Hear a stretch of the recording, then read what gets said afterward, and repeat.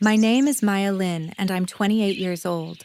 2 years ago, my mother called me on December 23rd, right in the middle of a historic Chicago blizzard. She said 9 words that fundamentally rewrote my entire understanding of what family means. Don't come home this year. Chloe doesn't want drama. No explanation followed. No apology was offered. Just a cold dial tone cutting off 28 years of me trying to fit in. I spent that Christmas Eve sitting by a drafty window at the Blackstone Hotel downtown, eating a lukewarm ribeye steak alone while watching normal families share gifts. I had absolutely no idea that the older couple at the next table would end up saving my life. And I definitely didn't know that 2 years later, they would be legally introduced at my wedding as the parents of the bride. All while my biological parents stood in the very back row like uninvited gate crashers, realizing they had been completely replaced in every single way that matters. Welcome back to Her Dignity Stories. Before I break down exactly how everything went down, please take a second to like this video and subscribe to the channel. But honestly, only do it if my story is hitting home for you. Let me know in the comments below where you're watching from and what time it is over there right now. Let's go back to that freezing December afternoon when my phone screen lit up. I was standing in my cramped studio apartment in Lincoln Park, surrounded by my packed duffel bags and the smell of a cheap balsam fir candle I'd lit to feel some holiday cheer. My non-refundable Amtrak ticket from Chicago back home to Ohio was sitting right there on my kitchen counter. Then my mom's name flashed on my phone, and my stomach immediately dropped because that specific tone of hers never signaled anything good. "Hey, Mom, I'm just about to head to the station. Maya, listen to me." Her voice was completely flat, devoid of any warmth. "Don't come home for Christmas this year." I actually let out a dry laugh because I genuinely thought it was some twisted holiday joke. "What do you mean?" "Mom, I already bought my train ticket." "Chloe doesn't want drama. Maya, she's pregnant with her second child and she simply cannot handle the unnecessary stress right now." I gripped my phone until my knuckles turned white. "Drama? What drama? I haven't even spoken to Chloe since last Christmas." "Exactly." My mother's voice hardened instantly. "And let's keep it that way. Because you always know exactly how you get—" My voice completely cracked then. "How I get? Mom, I literally just asked her on Facebook why I wasn't included in the family vacation photos last summer." "See? That is exactly what I am talking about," she snapped back. "You always find a way to make every single thing about yourself." I stood there frozen to the spot, watching the thick snow blanket the empty street outside my window. I was a grown, self-sufficient 28-year-old woman, and my own mother was telling me I wasn't allowed at the family Christmas dinner because I had dared to ask why I was being excluded. "Mom, the Amtrak ticket is completely non-refundable." "Then eat the cost, Maya. Your sister is carrying a child and she needs peace. Surely you can understand that." The line went dead before I could even draw a breath. I understood perfectly well. I had always been the acceptable sacrifice on the altar of Chloe's comfort. I dropped my phone onto the mattress and just stared at the ceiling. The silence in my apartment felt heavy enough to crush me. Outside, the Chicago wind was howling, rattling my old window frames. I sat down on the edge of my bed and looked at my useless train ticket. This wasn't the first time they did this, not even close. As I watched the snow pile up on the fire escape, my mind started dragging me back through the years. I began remembering all the times I was forced to become invisible for Chloe. The first major scar happened when I was 17. I had spent an entire semester working in the school art studio until midnight. I was finally hosting my very first solo student art exhibition at the local library. I remember setting up the easel stands and wiping down the glass frames myself. My art teacher bought a tray of cheap cookies and punch for the guests. My parents promised they would be there by 5 o'clock sharp. But at 4:30, my phone rang. It was my mother, sounding frantic. She told me Chloe had suddenly fainted in her bedroom due to extreme SAT prep stress. The whole family rushed to the emergency room. They left me standing alone in that library basement with 40 empty chairs. The doctor later found absolutely nothing wrong with Chloe except a mild headache. When I got home, my mother didn't even ask how the exhibition went. She just looked at me and said, "Don't be selfish, Maya. Your sister needed us more today. You can always hang your pictures up another time." We never did. Then came my college graduation day from my master's program. I had worked 3 part-time jobs at a local bookstore and a coffee shop just to buy my textbooks. I graduated at the top of my class in architecture and historic preservation. I was the only student in my department selected to give a speech on stage. When I walked up to the microphone, I scanned the 3rd row where our family tickets were assigned. The seats were completely empty. My parents and Chloe finally shuffled into the auditorium 3 hours late. The ceremony was already over. The janitors were already sweeping up the discarded programs and confetti. My mom didn't even look guilty. She told me Chloe had a last-minute bridal gown fitting that simply couldn't be rescheduled. "Your sister's wedding dress is a once-in-a-lifetime event, Maya," she whispered. "Surely you understand a simple school ceremony isn't as important as your sister's big day." That was her favorite phrase. Your sister is more important. But as I sat in my cold apartment today, a sharper truth finally hit me. Chloe didn't just happen to have emergencies on my big days. She actively planned them. She always knew exactly when my major milestones were happening. And like clockwork, she would manufacture a sudden panic attack, a sudden illness, or a sudden crisis right on cue. It was her twisted way of stealing the spotlight back. The real kicker was that my parents weren't stupid. They knew exactly what Chloe was doing. They saw through her fake fainting spells and her timed meltdowns, but they openly chose to play along anyway. They accepted the lie because comforting Chloe was easier than standing up to her. They consciously decided to sacrifice my hard work just to keep her quiet. I was 28 years old, looking at a worthless piece of paper, and the illusion was finally gone. I wasn't the dramatic one. I was just the family scapegoat. I pulled my heavy wool coat out of the closet. I refused to let them trap me in this dark room with my thoughts. I laced up my winter boots and stepped out into the biting Chicago wind. The snow was coming down sideways now, turning Michigan Avenue into a ghost town. I kept my head down and walked straight toward the Blackstone Hotel. The lobby was a different world. The scent of roasting meat and expensive pine garland hit me at the door. Massive crystal chandeliers cast a warm, golden glow over the dark mahogany walls. It looked exactly like the kind of place where happy people belonged. I asked the hostess for a table for one. She gave me that look, the quick flash of pity people give you when you're alone on a holiday. She led me to a tiny, cramped table right in the corner, wedged near the kitchen door. I ordered the Christmas prime rib special just to have something in front of me. When the plate arrived, the meat looked perfect, but it felt like ash in my mouth.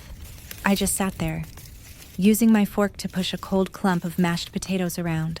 Right next to me, a big family was occupying 3 tables pushed together.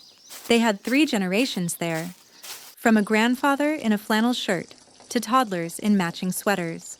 They were passing around heavy platters of gravy and laughing so loud the glasses clinked. Every few minutes, someone would tear open a roll of shiny wrapping paper. The contrast was suffocating. I pulled out my phone, an automatic reflex to look like I was busy. I opened Facebook, and my thumb hovered over the search bar. I shouldn't have looked, but I did. Chloe had just posted a photo 20 minutes ago. It was a picture of our family living room back in Ohio. The fire was roaring in the fireplace. My parents, Chloe, and her husband were all wearing matching red pajamas, holding mugs of cocoa. They were all crowding around our massive decorated pine tree, grinning broadly. Chloe's caption read, "Family is everything. Only the people who truly love you belong at this table." I rubbed my thumb against the screen and zoomed in on the dining table in the background. I counted the chairs, 4 high-backed wooden chairs, 2 for my parents, 1 for Chloe, 1 for her husband. They didn't even leave an empty space where my chair usually went. They didn't just tell me not to come home. They completely erased the fact that I existed. A hot, sharp tear slipped down my cheek before I could blink it away. I grabbed my white cloth napkin and tried to dab my eyes quickly. I didn't want the happy family next to me to see how pathetic I was. But my hands were shaking, and the heavy napkin slipped right out of my fingers. It rolled across the polished floorboards, stopping right against a pair of black leather boots. I leaned down to grab it, but someone was already ahead of me. A slender hand with a simple gold band picked the cloth up. I looked up, preparing to mutter a quick apology. Standing beside my table was the older woman from the big family next door. She had striking, elegant silver hair styled in a neat bob.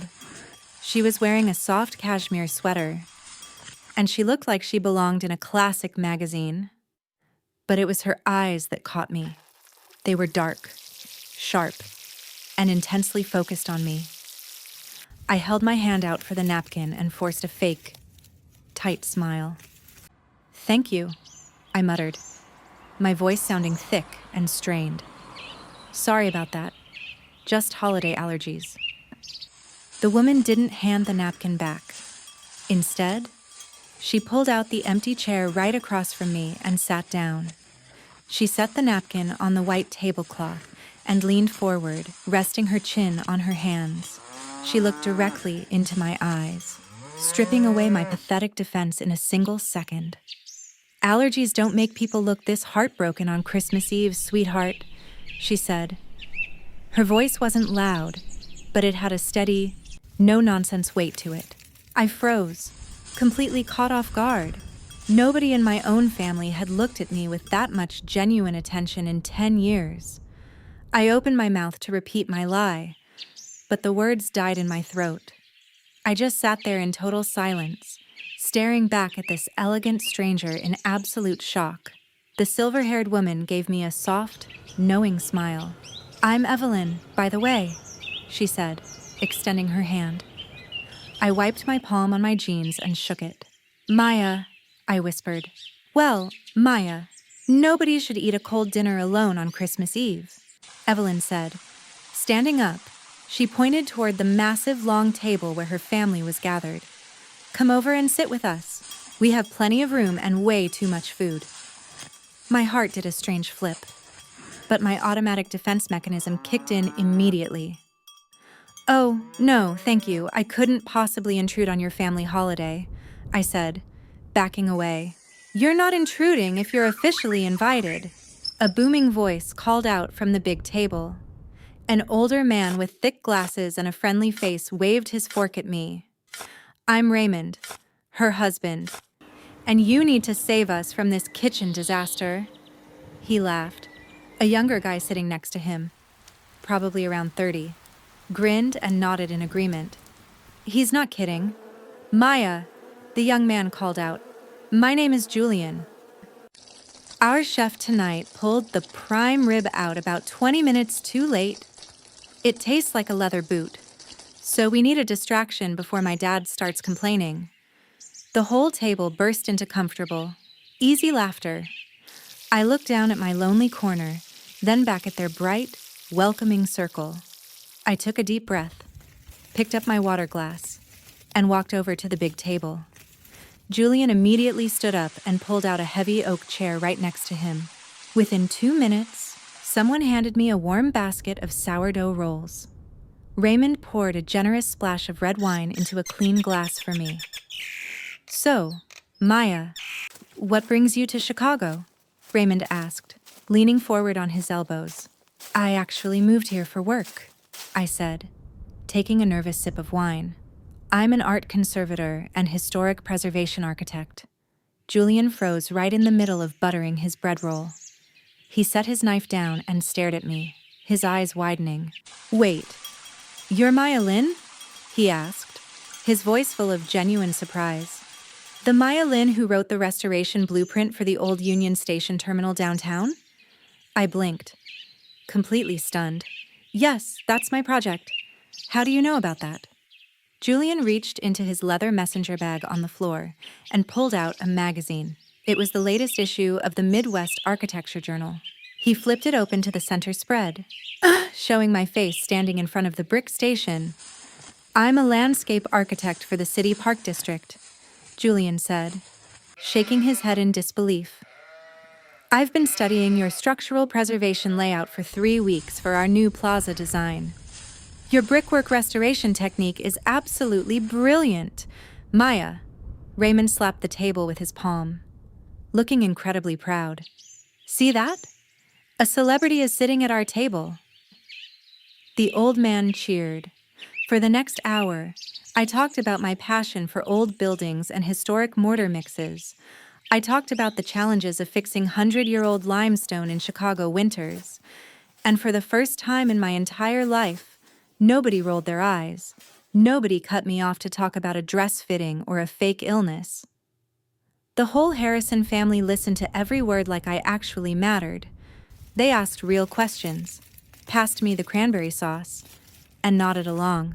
I felt a strange warmth spreading through my chest that had nothing to do with the wine. It was the feeling of finally being heard. It was the feeling of being completely valued for exactly who I was. Hey, I want to take a quick pause right here because this moment changed my life. If you've ever been at your absolute lowest point, completely abandoned by the people who share your DNA, and then, out of nowhere, a complete stranger stepped up and showed you genuine kindness, please hit that like button right now and drop a comment saying, "I believe in good people." It helps me know that there are others out who understand what it feels like to find a savior when you're completely lost. Now, let me tell you what happened after the dinner plates were cleared away. The waiters began clearing the empty wine glasses and dessert plates. Raymond, Julian, and the other men stood up to grab their coats. They stepped out into the hotel lobby to check the weather reports on the big screen. The dining room grew quieter, filled with the soft hum of jazz music. Evelyn shifted her chair closer to mine and poured us both a fresh cup of black coffee. She didn't push me. She just sat there, warming her hands around her white ceramic mug. "You handled Julian's sudden architecture interrogation well," she said with a gentle laugh. I smiled, stirring a packet of raw sugar into my cup. But as the sugar dissolved, the weight in my chest came rushing right back. Evelyn noticed my smile fade instantly. "Maya, you don't have to carry that heavy look all by yourself," she said softly.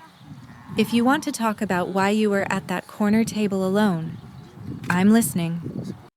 I hesitated, running my finger along the rim of my coffee cup. The truth felt incredibly heavy, and a part of me felt deeply ashamed to say it out loud. I swallowed hard and decided to just be completely honest. "My mother called me this afternoon from Ohio," I said, my voice dropping to a whisper. I had my Amtrak ticket packed and ready on my counter.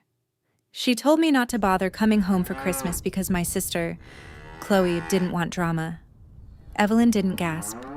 She didn't interrupt. She just kept her calm, steady eyes on me. "I asked my mom what drama she was even talking about," I continued, feeling my jaw tighten. "I haven't even spoken to my sister in months, but my mom just snapped at me and told me that I always make everything about myself. She told me to just stay in Chicago so Chloe could have a stress-free holiday." A bitter laugh escaped my throat before I could stop it. "They set up the entire Christmas dinner table with exactly 4 chairs. Evelyn, they posted the picture on Facebook before the food was even served. My own mother thinks I'm some toxic, attention-seeking monster who just loves to destroy family peace."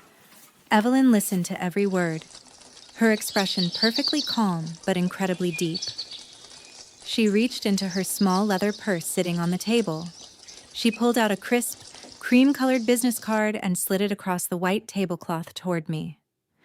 I picked it up and read the elegant black text printed on the front.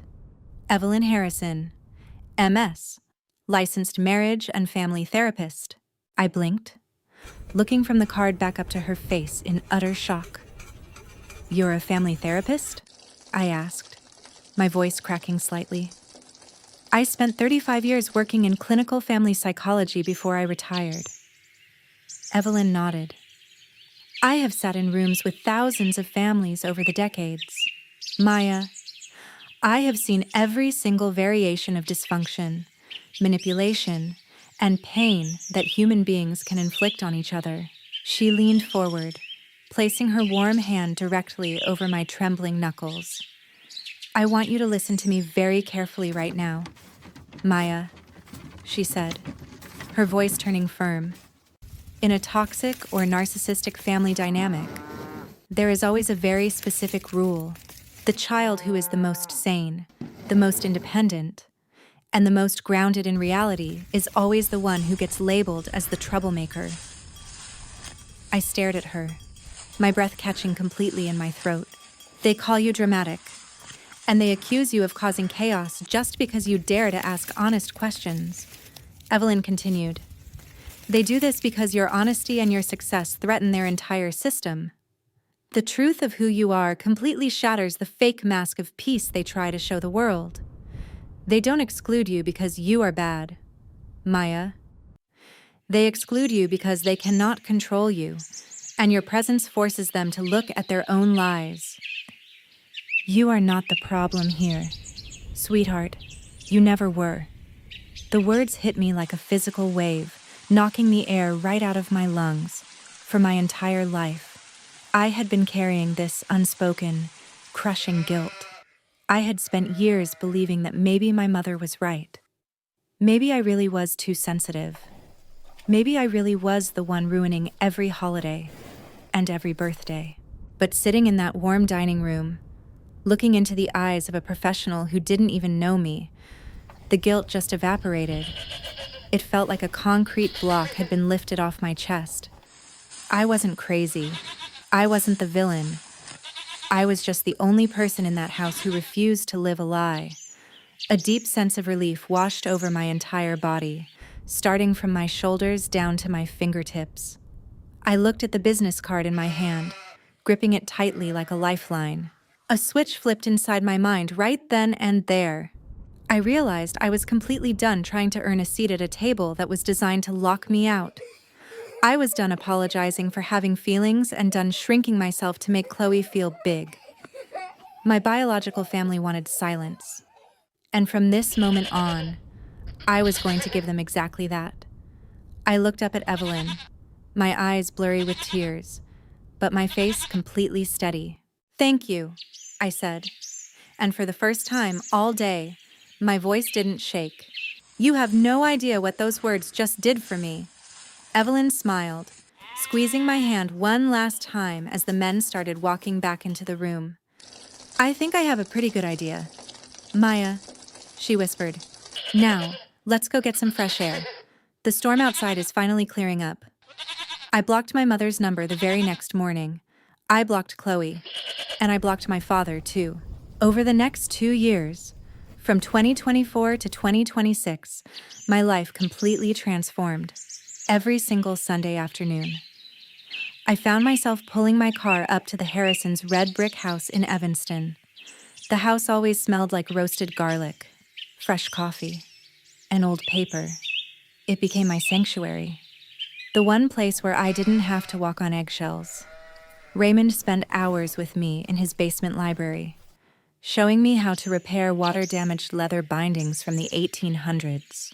He treated my knowledge of old building materials like it was a fascinating superpower. He would hand me old, crumbling architectural manuals and let me restore them at my own pace. We would talk for hours about the craftsmanship of old Chicago masonry while the rain tapped against the basement windows. Then, in the summer of 2025, Julian and I were paired up for a massive city project. The city wanted to demolish the historic 1920s Avalon Theater on the south side to build a generic parking garage. Julian and I spent 6 weeks straight living on takeout pizza and cold coffee in my studio. I redid the structural integrity reports for the limestone facade while he designed a green urban park to surround it. We fought the city council together, stood at the podium during public hearings, And we actually won. The Landmark Commission saved the theater. And right there in the dusty lobby, Julian pulled me into a hug and kissed me. It wasn't a dramatic movie moment. It just felt like coming home. He looked at me with concrete dust on his jacket and said he couldn't imagine doing this work with anyone else. A few months later, my hard work caught the attention of the state board. At 29, I was officially promoted to the Director of Historic Preservation for the entire state of Illinois. The local newspaper ran a feature on my promotion with a photo of me holding my restoration tools in front of a landmark building. I knew my parents still followed the Chicago architecture pages, so they definitely saw it. But my phone remained completely dead. No text from my mother saying she was proud. No check-in from my father. Not even a bitter, passive-aggressive comment from Chloe on my public LinkedIn post. Their absolute silence used to crush me, but now, it just felt like white noise. I was too busy being loved unconditionally by people who actually showed up. I was busy helping Raymond organize his library and helping Evelyn bake her famous lemon tarts. I was living a life that was full of real achievements, not fake emergencies. One Sunday evening in early 2026, Evelyn called me into her home office after dinner. The desk was covered in psychology journals, family law textbooks, and legal folders. She handed me a warm mug of chamomile tea and pointed to a stack of printed legal documents. "Maya, Julian told me he's looking at engagement rings," Evelyn said, looking at me with a soft smile. My cheeks flushed, but I nodded, completely happy. "I am thrilled for you both," she continued, her voice turning serious as she tapped the paperwork. "But as a family therapist, I need to look out for your safety. Right now, under Illinois law, if you get into a car accident tomorrow, your biological parents are still your legal next of kin. They would control your medical decisions, your assets, and your emergency care. And if you marry Julian, they can still legally contest things and cause massive chaos for your new family. They can try to intervene in your life or your future children's lives out of spite." I froze, the warmth from the tea suddenly draining from my fingers as I thought about my mother controlling my life again. The mere thought of Linda Thatcher having a say in my medical care made my stomach turn. "I don't want them anywhere near my life or my future children. Evelyn," I said firmly. Setting my mug down, Evelyn smiled and slid the top legal document across the desk toward me. "There is a legal procedure in this state called adult adoption," she said gently. "An adult can legally adopt another adult, completely erasing the old birth certificate and creating a permanent, ironclad parent-child relationship. It creates a brand new legal birth certificate listing Raymond and me as your parents. It strips your biological family of every single legal right, inheritance claim, and medical authority over you forever. Raymond and I talked about it last night, and we want to officially adopt you as our daughter, Maya. Only if you want this, of course, because you are already our daughter in our hearts." I stared at the paperwork, my eyes burning with hot tears, but my heart feeling incredibly light. I looked at the bold letters at the top of the page, Petition for Adult Adoption. I didn't have to think about it for even a fraction of a second. I didn't need to consult anyone or weigh the options. This family had given me a seat at their table when I was completely discarded in the snow. They had celebrated my wins, held my hand through my healing, and protected my peace. "Where do I sign?" I asked, looking up at her with absolute certainty. "Let's get a pen," Evelyn whispered, pulling me into a tight, warm hug that smelled like lavender. For the first time in 29 years, my confidence was completely bulletproof. I wasn't just surviving their rejection anymore. I was actively choosing my own mother and father. I was taking control of my legal destiny and locking the door on the people who erased me. I walked out of that office into the living room where Raymond and Julian were arguing about a football game. Raymond looked up, smiled, and asked if I wanted to play a round of chess. I sat down at the table, looked at my new family, and realized my real life was finally beginning. It was a crisp Tuesday evening in October of 2025. Julian took me back to the Blackstone Hotel for dinner. The hostess led us straight to that exact same tiny, cramped table right by the kitchen door. The heavy mahogany walls and crystal chandeliers looked exactly the same as they did 2 years ago. But my heart wasn't heavy this time. Right before the main course arrived, Julian reached across the white tablecloth and took both of my hands. His palms were sweating, and he kept adjusting his collar. He pulled a small, midnight blue velvet box out of his coat pocket. "Maya, I brought you back here because this is where my world completely changed," he said, his voice cracking slightly. "I want to spend the rest of my life choosing you, every single day. Will you marry me?" I didn't hesitate for even a single second. "Yes," I whispered, and the tears that came this time were pure joy. The entire restaurant erupted in applause, and I noticed Raymond and Evelyn smiling from a large booth across the room. We immediately started planning the wedding for June of 2026. We chose a beautiful historic estate down in Savannah, Georgia, surrounded by massive oak trees and Spanish moss. Since I am a historic preservationist, I wanted to handle all the design details myself. I sat at my kitchen table for 3 nights straight, sketching out the layouts for our custom wedding invitations. I picked a heavy, cream-colored cardstock and a classic black ink. But on the 4th night, I ran completely into a brick wall. I was staring down at the blank line at the top of the template. The template read, "Parents of the bride." My fingers froze over my laptop keyboard. Underneath that line, the automated program had suggested my biological parents' names, Helen and Arthur Lynn. My stomach twisted into a tight, painful knot. They hadn't called me once in over 2 years. They didn't check on me when I got my big promotion. They didn't even send a simple text on my birthday. They had completely erased me from their table in Ohio. I looked at that blank line, and a sudden wave of fierce determination washed over me. I pulled my hands away from the keyboard. I refused to let their names grace my beautiful invitations. They did not earn the right to be listed as my parents. They did not deserve that honor just because we shared a strand of DNA. I shut my laptop with a loud snap, grabbed my car keys, and drove straight over to Evanston. When I walked into the Harrisons' living room, Raymond was reading a book by the fireplace, and Evelyn was knitting a blanket. I sat down on the sofa across from them, my hands trembling slightly, but my mind completely made up. "Evelyn, Raymond, I need to ask you something important," I said, looking from one to the other. "I'm finalizing the wedding invitations tonight, and I refuse to put Helen and Arthur Lynn on the parents of the bride line. I want to know if you two would do me the honor of letting me put your names there instead. I want the world to see the people who actually chose me." Evelyn immediately set her knitting needles down on the side table. Raymond closed his book and took off his reading glasses. They looked at each other for a brief second, and then Evelyn broke into a massive smile as tears started spilling down her cheeks.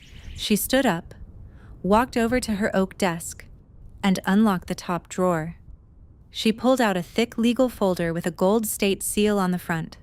She walked back over and handed it directly to me. "Open it, Maya," Raymond said, his voice thick with emotion as he wiped his eyes. I opened the folder and looked at the top document. It was a final legal decree from the Cook County Circuit Court, signed by a judge exactly 1 month ago. It was our official adult adoption certificate.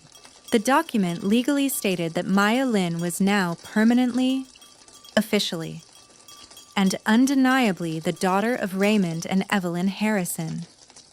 "We didn't want to pressure you before the wedding," Evelyn whispered, pulling me into a tight hug that smelled like lavender. "But we've considered you our real daughter since that very first Christmas Eve. We were just waiting for the paperwork to clear so we could surprise you." Raymond came over and wrapped his massive arms around both of us, openly crying now. You are a Harrison now. Maya, the old man choked out. On paper, in our hearts, and for the rest of your life. I sat between them, clutching that legal document to my chest, feeling a profound sense of completeness. I wasn't an afterthought anymore. I wasn't a backup option. I was chosen first, fully, and without any conditions. The next morning, I opened my laptop and went back to my invitation design. I smiled as I typed out the words with absolute pride. Parents of the bride, Mr. and Mrs. Raymond Harrison. Underneath that, in a smaller, elegant font, I added a line of my own. The family who chose her. I hit the print button, listening to the steady hum of the machine as the first invitation slid out onto the tray. I held the warm paper in my hands and knew my real life was finally locked in place. It was a rainy Tuesday afternoon in March of 2026. I was sitting at my drafting table in my preservation studio downtown. The room was filled with natural light, the smell of old limestone dust, and blueprints for a historic landmark restoration. I was reviewing some texture proofs for a $1,920 brickwork project. Then, the heavy glass door to my office suddenly swung open without a knock. I looked up, expecting my delivery guy with my afternoon iced coffee. Instead, my breath caught completely in my throat. My biological mother, Helen Lynn, was standing right there in my doorway. She was dripping wet from the Chicago rain, clutching an expensive designer handbag. She looked exactly the same, with her sharp, judgmental eyes scanning my workspace. I hadn't seen her or heard her voice in over 2 long years. "So, this is where you've been hiding," she said, her voice completely devoid of any greeting. She didn't ask how I was doing, and she didn't apologize for erasing me. She just marched right into my private office without being invited. She walked straight over to my side table where my wedding planning folders were stacked. Before I could even stand up, her fingers were already digging through my personal papers. She picked up the sample print of my wedding invitation and stared at it. "A wedding in Savannah, Georgia?" she demanded, her voice rising instantly. "You are getting married to Julian Harrison, the son of a retired Supreme Court Tom Fan? And you didn't say a single word to your own family, Maya? We had to find out from a distant cousin who saw a public registry online. How can you be this incredibly ungrateful and cruel to the parents who raised you? Do you have any idea how deeply humiliating this is for me and your father?" I slowly stood up from my drafting stool, keeping my back perfectly straight. The old Maya would have started trembling, trying to explain herself or calm her down. The old Maya would have shrunk to fit her anger. But something inside me had shifted completely over the last 2 years. My heart was pounding. But it wasn't out of fear anymore. It was out of pure, concentrated fury. "Put the invitation down, Helen," I said, my voice incredibly low and calm. She blinked, completely shocked that I didn't immediately start crying or apologizing. "Excuse me?" she snapped, slamming the paper back onto the table.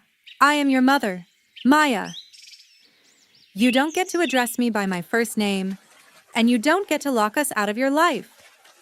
We are your family, no matter what little tantrum you are throwing. You are throwing your entire life away over one single misunderstanding." She took a step closer to me, throwing her hands up in the air. "Mechibao kon dongve mot mua yang sen do thoi, sao kon ich ki thu dai de." Your sister Chloe was pregnant and stressed out, and any normal daughter would understand that. You've ruined 2 whole years of family gatherings because you are too sensitive. I looked her dead in the eyes, refusing to take even a single step backward. The dikes of my Donen Kam Suk finally broke. But I didn't yell. I let every single ounce of my new strength pour into my words. "Kon kong thu dai," I said, my voice echoing off the concrete walls of my studio. "I am not angry, and I am not throwing a tantrum. Helen, kon chi ap dung dung qui takwami." 2 years ago, you told me that Chloe didn't want drama, so I wasn't allowed at your table. You told me she didn't want me there, and you completely erased me from the family photo. Well, I am just following your exact blueprint now. Chi Chloe kongwon konodo, vabejio, kon kongwon meo trong doi kon. This is my wedding, this is my new family, and I don't want your drama at my table. You don't get to discard a daughter in a winter blizzard and then demand a front row seat when she achieves success. But Helen's jaw dropped completely open, her face turning a deep, angry shade of red. You can't do this to us, she screeched, reaching out to grab my arm. We share blood, Maya. I stepped out of her reach, picked up my office phone, and dialed the front desk extension. Hi, Marcus. This is Maya in Suite 402. I said into the receiver, keeping my eyes locked on her. I have an uninvited intruder in my office who is disrupting my business operations. Please send the building security guards up right away to escort her out of the property. I slammed the phone back down on the cradle. You are calling security on your own mother, Helen whispered, her voice trembling with pure disbelief. I am calling security on a trespasser, I replied, pointing directly toward my open door. 2 large guards in navy uniforms appeared in the hallway less than a minute later. Ma'am, you need to step away from the desk and leave the building immediately, the first guard said firmly. Helen looked at the guards, then looked back at me. Realizing she had completely lost all her power, she grabbed her wet designer bag off my table, her hands shaking with rage and humiliation. You will regret this, Maya, she hissed as the guards took her by the elbows. You are no daughter of mine. I know, I said softly, as they led her down the long hallway. I haven't been for a very long time. I walked over to my heavy glass door and shut it completely, locking the bolt with a sharp click. I walked back to my drafting table, took a deep breath, and picked up my fountain pen. The office was completely quiet again, and my hands were perfectly steady. The morning of June 18th, 2026, arrived golden and completely cloudless. We were down in Savannah, Georgia, at a breathtaking historic estate. Massive oak trees draped in thick Spanish moss lined the entire driveway. Sunlight filtered through the leaves, casting beautiful shadows on the old stone paths. Inside the bridal suite, I stood in front of a full-length mirror. I was wearing a simple, elegant ivory satin wedding gown. Evelyn stood right behind me, gently pinning the long lace veil into my hair. Her hands were steady, and she smelled like lavender and expensive vanilla perfume.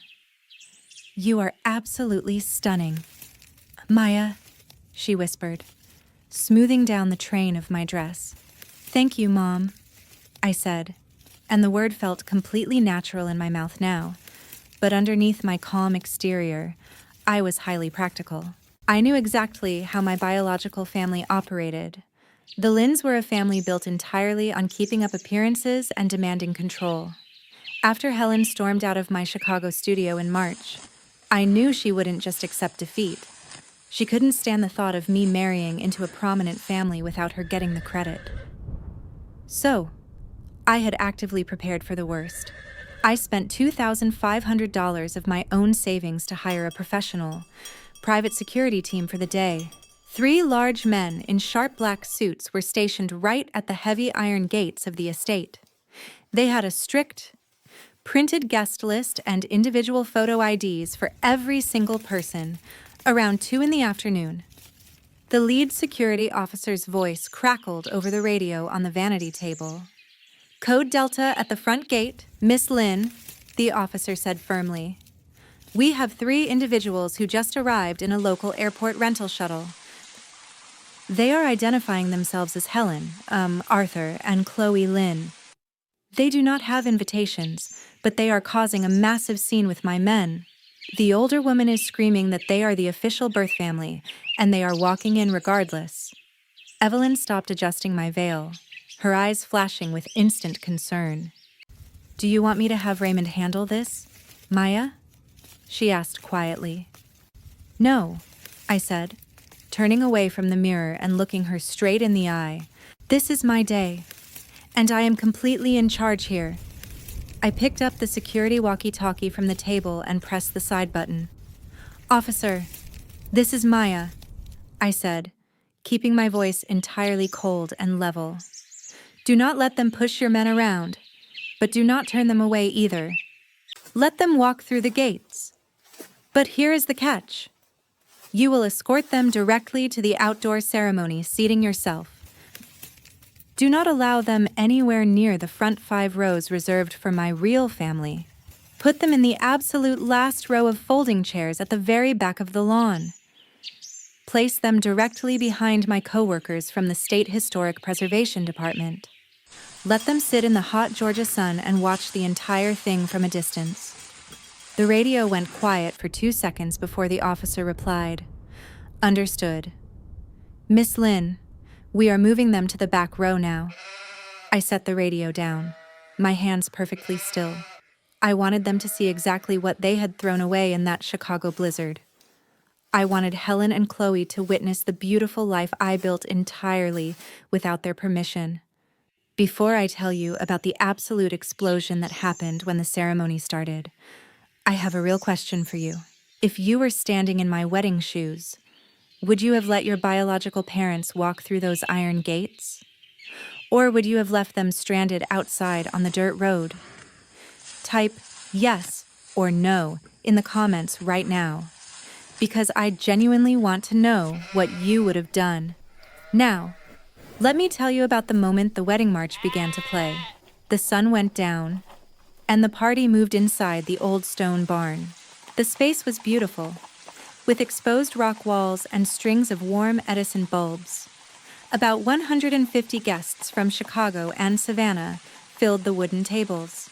The room hummed with the sound of clinking champagne glasses and a soft jazz band playing in the corner.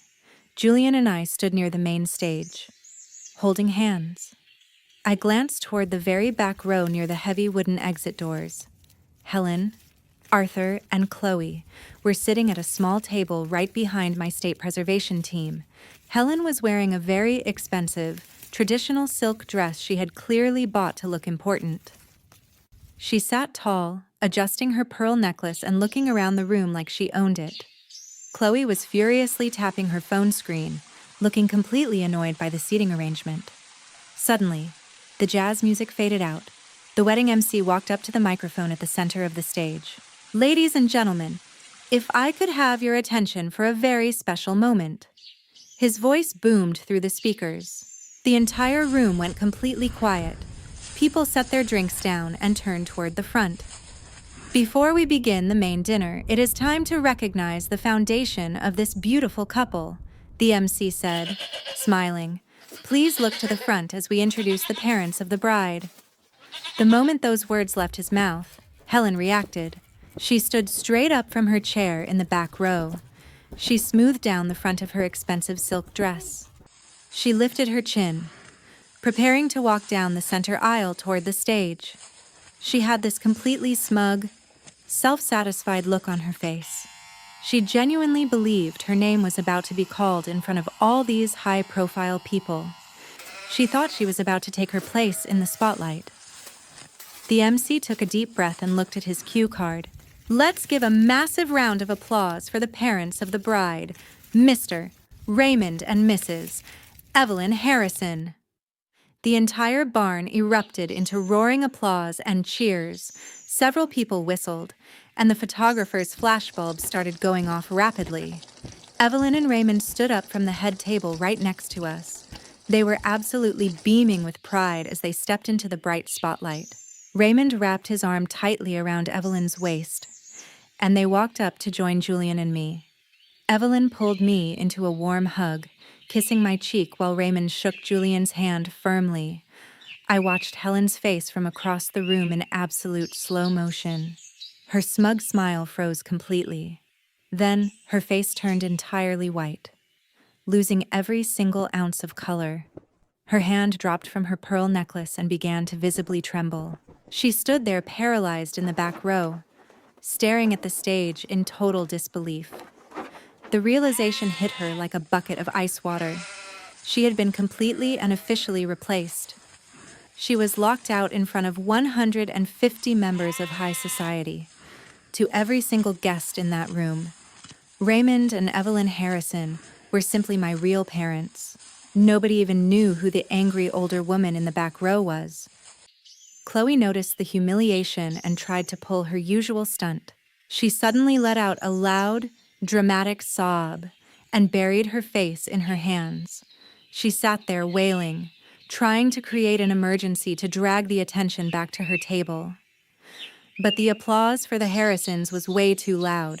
Not a single person turned their head to look at Chloe. The guests just kept clapping, laughing, and toast-raising toward the stage. Chloe's fake crisis fell completely flat on its face. I stood next to Julian, looking down at my biological family from the stage. I didn't feel angry anymore. I just felt a deep, overwhelming sense of absolute satisfaction.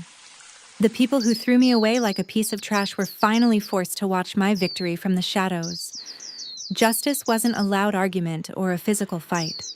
Justice was letting them sit in the very back row, completely invisible, while I lived my beautiful life. The applause faded out, and I stepped off the stage to grab a glass of water. Julian was right by my side, his hand resting firmly on my back. But as we crossed the stone floor, 3 figures stepped out from behind a floral arrangement. Helen, Arthur, and Chloe completely blocked our path. Helen's face was bright red, her hands gripping her designer clutch incredibly hard. "What kind of humiliating stunt was that? Maya?" She spat in a harsh whisper. "Who do you think you are? Letting those strangers stand up there as your parents?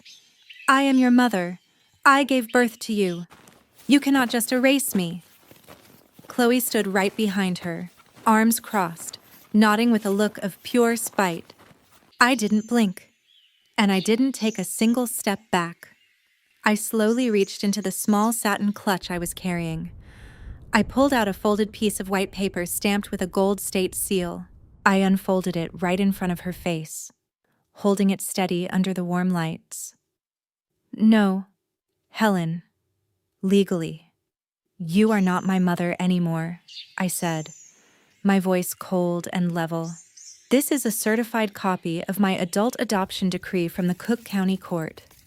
Raymond and Evelyn Harrison are my legal parents now, on paper and in reality. You signed away your right to be my family the day you told me not to come home." Helen staggered back a step, her mouth opening and closing in absolute shock. She looked at the gold seal, then looked at me like she was seeing a ghost. "You legally adopted yourself into another family?" she whispered, her voice trembling. Before she could scream, a heavy sob broke out from behind her. My biological father, Arthur Lynn, stepped forward, his shoulders completely slumped. Tears were streaming down his wrinkled face, dripping onto his cheap tie. He looked older, tired, and completely broken by reality. "I'm so sorry, Maya," Arthur choked out, wiping his eyes with his hand. "I knew what your mother and Chloe were doing to you all those years. I saw how they canceled your art show, and I saw how they made you invisible, but I was too cowardly to ever stand up to them. I just wanted to keep the peace. I let them destroy your childhood, and now I've lost my little girl." A sharp pain hit my chest, recognizing the old wound, but I held my ground. "I know you're sorry, Dad," I said softly, using the word for the last time. "But your silence didn't protect me. It just helped them throw me out in the snow. Your apology is 20 years too late." Suddenly, the air in the room shifted. Raymond Harrison stepped into the circle, his massive frame standing tall right next to me. He didn't yell, but he used the exact same ironclad tone from his 30 years on the bench. The sheer authority in his voice silenced the entire corner of the room instantly. Helen turned her anger on him, pointing a shaking finger at his chest. "You stole my daughter," she hissed. "You wealthy people think you can buy anything." Raymond shook his head, looking down at her with absolute calm. Mrs. Lynn, we didn't steal anything at all, Raymond said, his voice echoing off the stone walls. You gave her away 2 years ago. You threw this girl out on the street during a freezing blizzard just to coddle another child. You completely erased her from your table and told her she was nothing but drama. We simply picked up the treasure that you decided to throw out. We showed her what a real father and mother sound like, and she chose us back. Now, this is my daughter's wedding day, and I will not let you ruin it. Raymond looked over his shoulder and gave a quick, sharp nod toward the door. 3 of our private security guards stepped forward, completely dwarfing the Lynn family. Mr. and Mrs. Lynn, Miss Chloe, your presence is no longer required here, the guard said firmly. Please follow us out to the driveway immediately. Helen looked at the guards, then at Raymond's iron expression. Realizing her power was completely dead, she grabbed Chloe's arm and walked toward the exit, her head down in total humiliation. Arthur followed slowly behind them, still crying, his head buried in his hands. I watched the heavy wooden doors slam shut behind them, cutting them out of my world forever. I turned back to Raymond, and he immediately pulled me into a protective fatherly hug. You did great, sweetheart, he whispered into my hair. The pent-up emotion inside me finally broke, and I let out a deep breath, feeling completely safe. I am sitting in a handmade oak rocking chair that Raymond built by hand in his workshop. We just moved the last of our boxes into our new home in a quiet suburb of Chicago. My hands are resting on my stomach, thinking about the future and the family we are building here. I picked up my phone from the side table to check my work notifications. Instead, a new email notification popped up from an address I hadn't seen since before the wedding. It was from my sister, Chloe. I opened it, and her familiar, manipulative tone stared right back at me through the screen. Mom has been deeply sick ever since your wedding. Maya.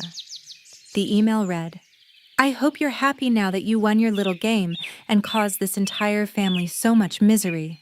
You can try to run away all you want, but family is blood, and you can't escape us forever. I didn't feel my stomach drop, and I didn't feel a single flash of anger. I simply tapped the 3 dots in the corner of my screen. I hit delete. Then I opened my settings and blocked her email address permanently. I looked out our large living room window into the sunny backyard. Julian and Raymond were outside together, laughing as they cleaned off the propane grill for Sunday dinner. Evelyn was standing right by the kitchen counter, humming a song while brewing a fresh pitcher of iced tea. This is my reality now. I looked down at the official adoption papers on the counter and whispered a quiet promise to myself and my future. It was the exact vow I wished someone had told me when I was a lonely little girl. I promise you, I will never let anyone make me earn their love again. I will never shrink myself to make someone else feel comfortable. I am chosen first, fully, and without any conditions, always. Setting firm boundaries with toxic people is not an act of revenge. It is simply a matter of basic survival and self-respect. You have a right to protect your peace from anyone who treats you like an afterthought. To all the parents and grandparents watching this right now, I want to say this clearly. Do not let anyone use the word family to justify treating you like a doormat. Blood means absolutely nothing if there is no respect, no loyalty, and no love behind it. You have the absolute right to walk away from the people who drain your spirit. If my journey resonated with your heart today, please hit that subscribe button right now. Drop a comment below and share your own experience with setting tough family boundaries. I read every single comment on this channel, and your stories keep this community strong. If you want more real-life stories about overcoming injustice and building your own happiness, check out the other videos on my channel. I've got a playlist of incredible family drama survival stories waiting for you right now.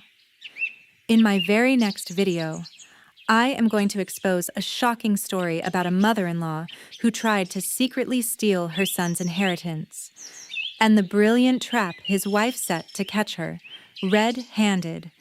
You absolutely do not want to miss that one. So make sure your notification bell is turned on. Thank you so much for staying with me until the very end of my story. Remember, you always deserve to be chosen first. See you in the next video.